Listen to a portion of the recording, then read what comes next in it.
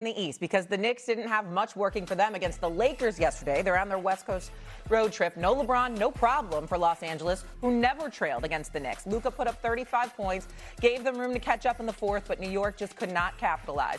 The Knicks got 0 points on 6 shot attempts from Mikal Bridges in 27 minutes of work. 8 of 34 from 3 did the Knicks go against the Lakers. Is this a bad game or a bad sign for the Knicks, Stephen? Well, listen, you know what? You could say it's just a bad game, but damn it, I'm a Knicks fan, so we going to keep it a buck. It's a bad sign. It's a bad sign. I've been seeing a few bad signs for the New York Knicks this year. I saw a bad sign in the 3 meetings they had against the Detroit Pistons. I saw a bad sign yesterday. I saw a bad sign the other day when they went up against Cleveland. Vinny and Wendy, I am not happy. I am not happy at all. And I'm going to tell you something right now. I'm very concerned about the Knicks. And what we're not going to do is with 2 dudes who do an exceptional job covering the NBA, okay? What we're not going to do is sit here and lie to the American public. We're not going to soft pedal this, all right? When you went up against the Detroit Pistons, they beat you like you stole something. They whipped your living ass on 2 occasions. They beat you by 30 the first time. They were up by 40 the second time, okay? And then, obviously, they come to the Garden without a front line of Isaiah Stewart and Jalen Durham because they were both suspended, and they beat you again with Cade Cunningham looking like the second coming of Steph Curry, LeBron, Kobe, MJ, and all of them using the Garden as their playground, dropping 42 and 13 without a front line. So we saw this from the New York Knicks, okay? And here's where we have to be honest about it, fellas. And this is where I'm getting to the real portion of all of this. This is not the same team under Tom Thibodeau. It's not the same team. They are softer. They are softer. You understand? Dante DiVincenzo, I was just talking about it with Alan Hahn in the hallway before he departed after doing a great job on Get Up this morning. But when you had a cat like Dante DiVincenzo who was a protector of Jalen Brunson, who was willing to be feisty, who was ready to go out there and fight and what have you. You don't have that right now. What you have is a very talented New York Knicks team. But when you look at a Detroit Pistons, to use that as an example, the attitude is, all right, fine, what's going to happen when we punch you in your face? What you going to do about it? And that's how they treat the Knicks, okay? That's how Cleveland treated the Knicks when the Knicks rolled up into Cleveland, Ohio, okay, off of Lake Erie. These are the problems that I have, all right? These are the problems that I have. I'm looking at a New York Knicks team with Mikal Bridges, who can play, all right, but he's not an all-star, but you gave up 4 unprotected first-round picks for him. I still blame Jalen Brunson for that. It's the only thing I blame Jalen Brunson for in his entire tenure with the New York Knicks because he is a star. We appreciate him. We love him. He is the face of the franchise. But you got to be with Leon Rose and Dolan and those boys. You got to say, no, we can't give up that many assets. I know I want my boys here. I want him here. I want DiVincenzo here. I want Josh Hart here. I want it to be Villanova, East, Madison Square Garden. But you know what? At what price? And then I'm looking at the New York Knicks make mistakes yesterday at the Crypto.com arena. And I'm seeing Mike Brown, calm, cool, and collected, putting his hands in his pocket, chilling out. You know, Thibodeau would have been all in there behind. This is the kind of stuff that I'm talking about here. The feistiness, the grit, you know, the attitude. What we saw from the New York Knicks, they were like the Cardiac Kids. They were the teams that looked like they had a little something extra that they were pulling out of themselves just to make life a living hell for you.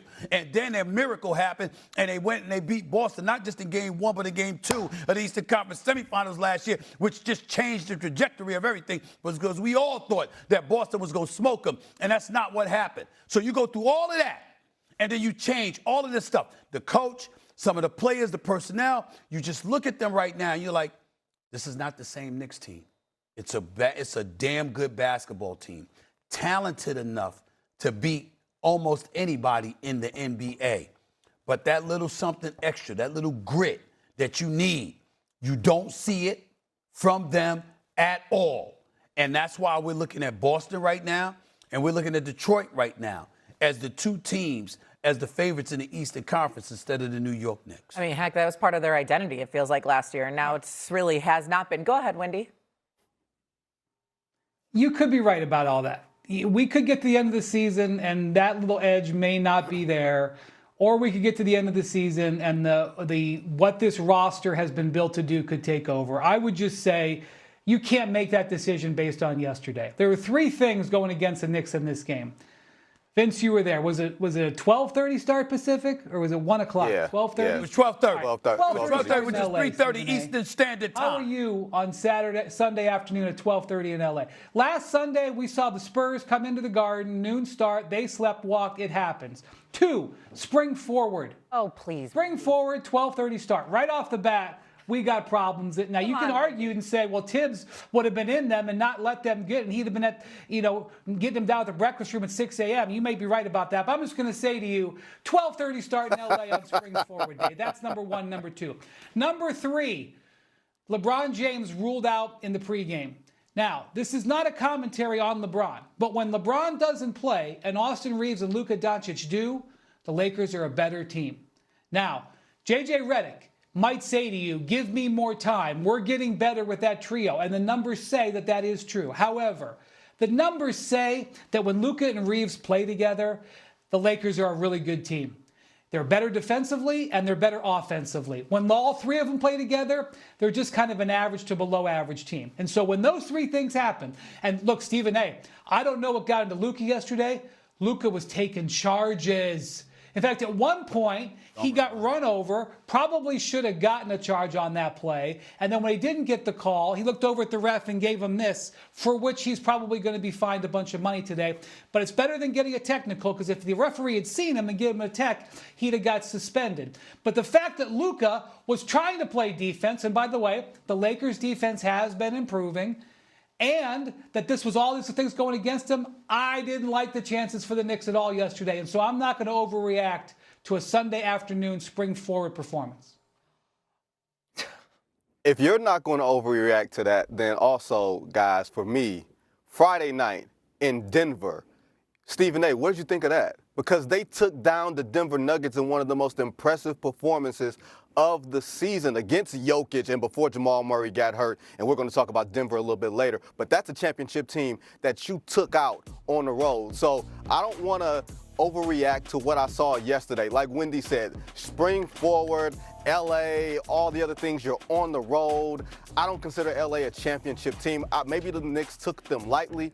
But Stephen A., here's the thing, and when you talk about the Knicks and what they were last year, I don't want you to get caught up in the emotion of what you're seeing, the emotion of them losing to Detroit. Because here's the numbers. Since January 15th, they're the best defense in the league. Since January 15th, they have elevated themselves to being a top 10 defense. Last year, Stephen A., they were 15th.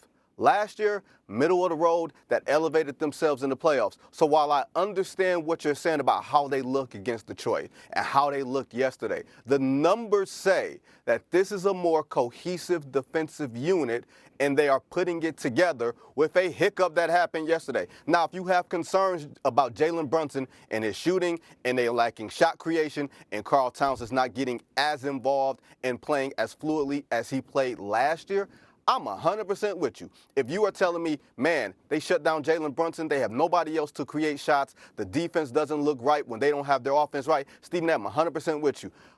But I would say this. I think this is a small blip.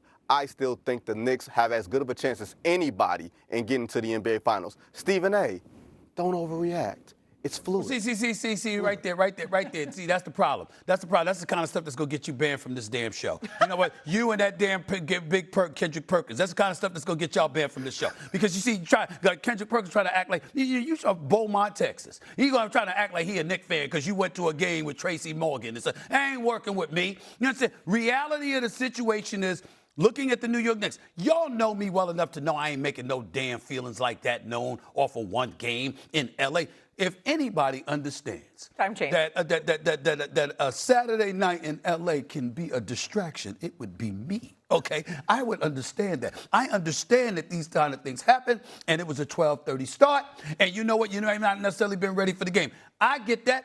My feelings are not based on that. My feelings are based on what I've seen them do against Detroit. My feelings are based on what I've seen them do against Cleveland. I'm basing it on that along with a collective just ambiance about this team that's different than what we've seen over the last 2 to 3 years. That's what I'm basing it on. And so I know that they have talent.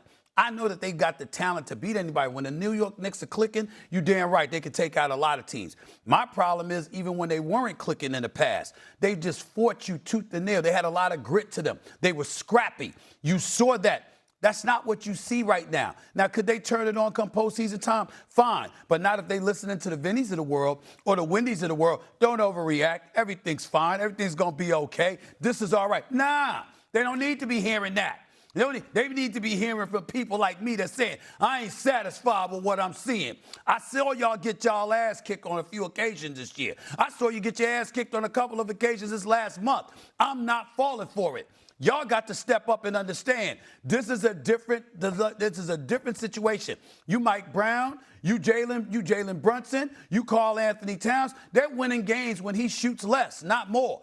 I'm not ignoring that. Jalen Brunson holding on to the ball, being ball dominant. A lot of people feel that's getting in the way. I don't believe that because he's a superstar. Listen, let Jalen Brunson do what he wants to do. But you do have a lot of people that feels there's some level of disruption there. Mitchell Robinson, could you get healthy? Stay healthy, please, for once, with sugar on top. We're going to need you, big boy. I'm looking at some of these pieces. Mikal Bridges, you need to remember that you the dude they gave up 5 first-round picks for unprotected. You need to understand that you got your bag with $150 million plus. Ain't nobody sweating that. But damn it, if you had those picks, you'd have Giannis already. You'd have had him this past summer. Giannis, I'm going to say it again, Giannis Antetokounmpo, that dude would have been in the New York Knicks uniform. I'm sorry. You need to remember you're responsible to some degree for that not happening. So you need to up your game. The New York Knicks need to stand the hell up, period. I'm going to say it until the cows come home. Don't listen to Vinny. Don't listen to Wendy. Wendy, I ain't going to tell the world where Wendy is living, but Wendy traveling all over the world. And Vinny traveling all over the country. Nobody give a damn. Don't listen to them. They ain't Knicks fans, okay? Vinny's sitting up there rooting for Detroit to kick y'all ass. Ignore him. He is not on your side. Don't listen to Vinny at all, okay? Don't get comfortable. Don't get relaxed. Don't assume that everything is going to be all right. All right. Do not do that. So, first of all, this is the 7th game where the Knicks have shot 25% or worse from 3. All have been losses, so we have seen something like this before. Also, I don't want to hear about the time change. They were in Denver on Friday. They already should have adjusted a little bit to the West Coast. My 4- and 3-year-olds have adjusted to the time change already. I don't want to hear about grown men having a problem with 1 hour. But come on. It is a little bit different in L.A. with a night off before Sunday morning. Sure, the nighttime can be a different story. It is. The morning, I don't want to hear about it. It is a little bit differently. They might have needed those few hours. Could have been late game. Boo-hoo.